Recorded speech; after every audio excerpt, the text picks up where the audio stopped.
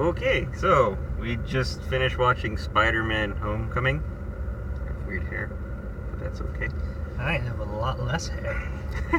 But I have... And I vape now. We can't all be perfect. Leave me alone. Spider-Man. Lots of fun. Highly recommended. Yeah, I mean, it was fun. I think I wanted to like it more than I did. Oh. Like, comic relief kid was too much. I was like, okay, occasionally he's got some zing or something that's fun. You know, they're high school kids, so Yeah. he's got some, like, oh, that's awesome, but, you know, like, can you do this? Can you do this? I was like, okay, this scene's going on too long. I kind of get it. You mean the friend? Yeah, I said comic relief kid. Okay. What do you want from me? Anyways, and then he had other parts that were just kind of just annoying, just, you know. But some good parts, and him and Peter Parker thing. Like, I like Tom Holland. He's probably the best Spider-Man. I still think that. Yeah. He had a good debut at Civil War, and this one's pretty good. It's it's fun. He's a high school kid. He's really weird and awkward and dorky. He's a nerd, even in nerd school. Was that specifically like a smart kid school? Yeah, it looks like it. I was like, what school is this where all these kids are using all this awesome technology? Even your high school bullies in the decathlon. I was like, where was this? This wasn't my high school. Yeah, it's nerd school. I've never been to Queens, but I didn't think there was that big degree of separation in how awesome the school was. But okay, I get it if it's just a nerd school, and I guess that makes a bit more sense. I liked a lot of the high school, like him just being a high school kid stuff. Yeah. Honestly, the action's cool because, having to invent ways for him to use the web shooters and all that, I think, that just has its own set of challenges that I think makes it fun to watch. But some of the fight scenes were kind of just...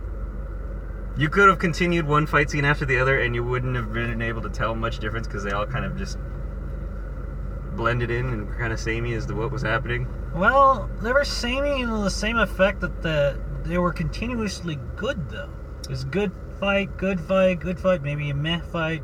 Yeah, and that's what I think I was trying to say about the web shooters presenting a set of challenges that makes it just interesting to watch. It's like he has to do all this stuff because he can't just instantly just pulsar like Tony Stark can. Yep. But yeah, it's like I had the whole flips and kicks and kick or web shoot guy, and it wasn't bad. I liked it. I'm going to give the impression that I didn't like this movie. I really liked this movie. It was fun. I have to say it gave the right amount of action and the right amount of everything. For me, at least. I think it could have been a little shorter. True. It was fun. I think it could have been a little bit shorter. And again with the high school stuff, MJ, I think her name was Michelle. What is? No. The love interest? No, the other geeky chick who was a loner. She was a little grating, and I think that's because I was the kid in high school who thought it was better than anyone. I was a weirdo who just like, whatever, you guys are stupid. Yeah. So, and I was grading, so I felt like she was grading. But to that same token, like I said, being that kid who thought they were better than everyone else, I was like, yeah, okay, I see it.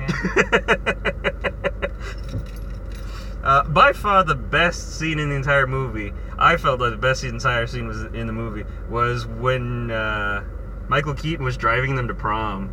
Holy shit, that was the most tense scene. Yeah. And he's piecing together 2 and 2. Yeah. Well, even then, just the fact that Peter knows the entire time, and you're like, what the fuck are you gonna do? Because, okay, I didn't see it coming that Michael, I should have, like, when he kept saying, like, I have a family, and they didn't show his family, I should have put it together, like, oh, this is gonna be the big reveal. But I honestly didn't think about it, and so when Michael Keaton answers the door, I'm like, holy shit. This took a turn.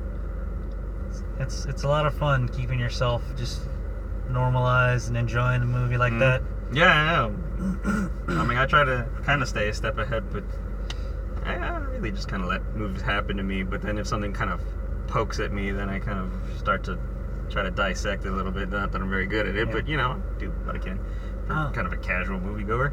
I also want to say, we all know Marvel has a formula. This equals good movie. Yeah.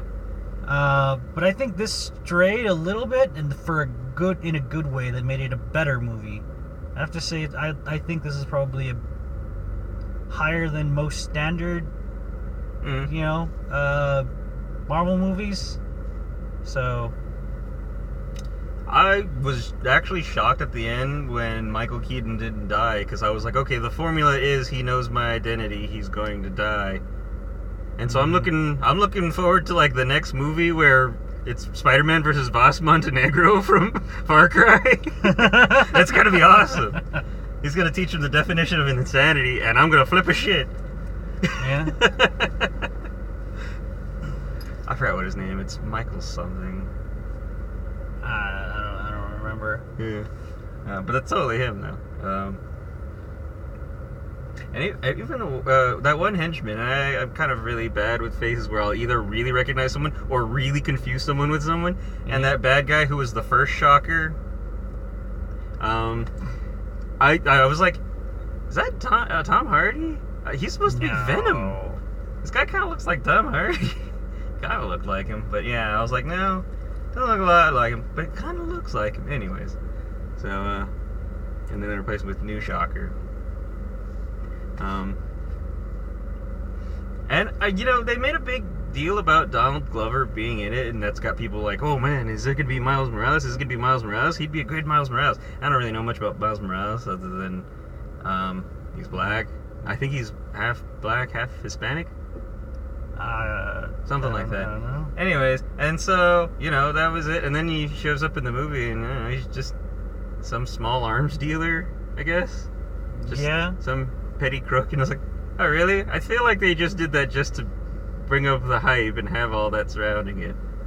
That's true. Get a big name and everything. The better to show up. Yeah. So yeah, I don't know. I like the whole, like, Peter Parker having to balance the stuff. And anytime Robert Downey Jr. was in there, he was fine. You know, people were saying, like, oh, it's too much Iron Man. It wasn't in it all that much. And, you know, he had, like, this kind of cool, like, you know, father figure role he's fulfilling for Peter, since, you know, he cries every time he sees a bowl of Uncle Ben's meat. That's an old joke. It's an old joke, but it's still fun.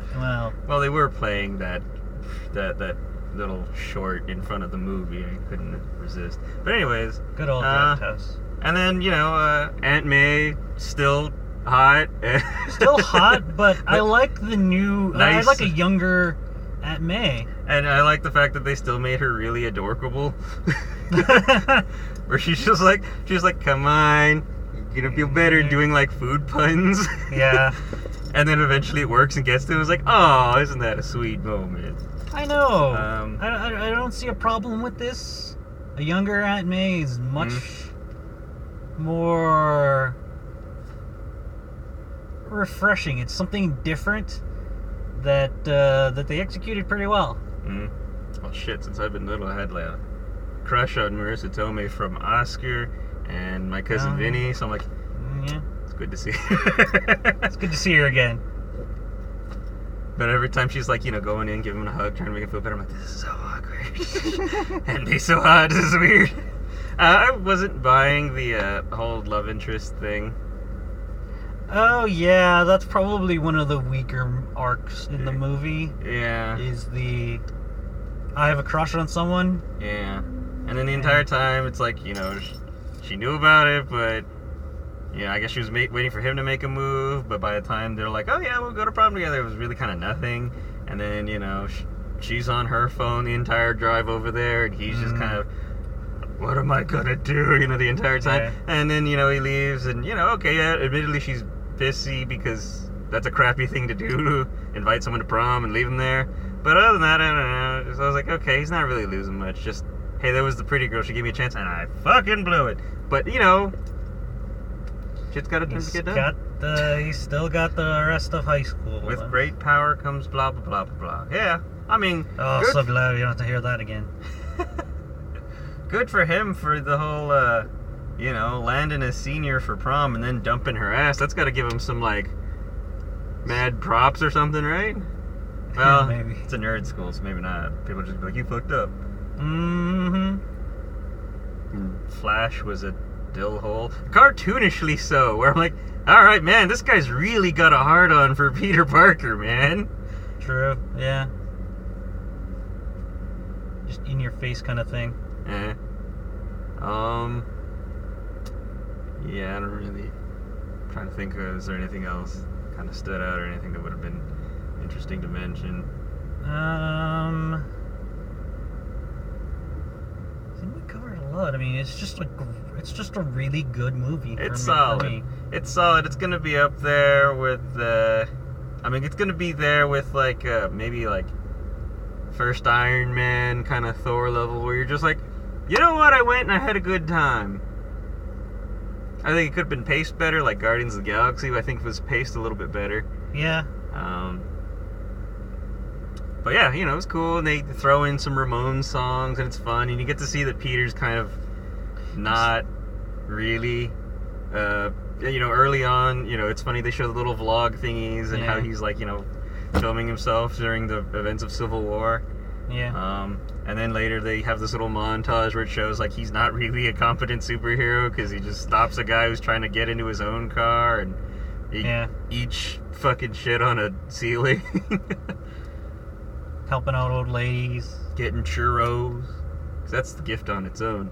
Anyway, so yeah, I like that they, you know... They put perspective on his of his skill level. Yeah, and then, you know, he gets the suit, he tries to go a bit beyond his means, and he fucking eats shit for it. He eats shit for it. I mean, he's getting better. Yeah.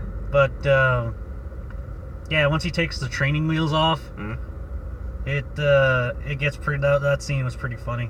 It was interesting. I got thinking, like, I don't know, some of this seems a little overpowered, and, you know, there was a lot of Tony Ex Machina going on, where Tony, like, saves his life twice in a row, and he so happens to be there. Well, so happens to be there.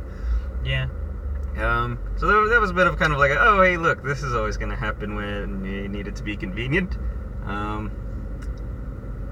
Yeah, and I thought Michael Keaton was awesome in it. I like seeing Michael Keaton anytime I can see Michael Keaton. He was awesome. So yeah, hope they have another good one, another good movie, because I think they're going to do another one, and that, I think, is it. I don't know. I don't keep too much up with the news on that. They're going to make a Venom, and I think they've said there was going to be no crossover, but it's part of the same universe, but it's not part of the same universe, so we'll see how that goes. We'll see. Maybe later. The Black Panther trailer dropped the bass. It was awesome.